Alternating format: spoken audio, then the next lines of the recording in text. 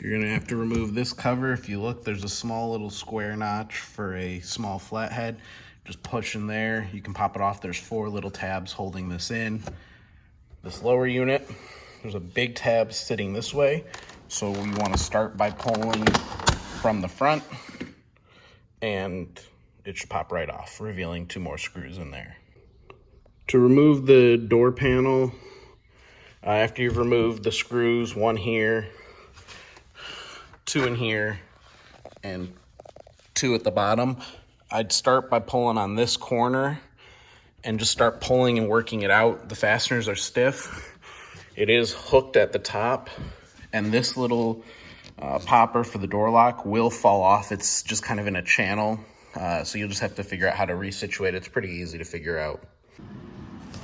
To get this out, pull the tab, lift up, rotate around, and just wiggle it out.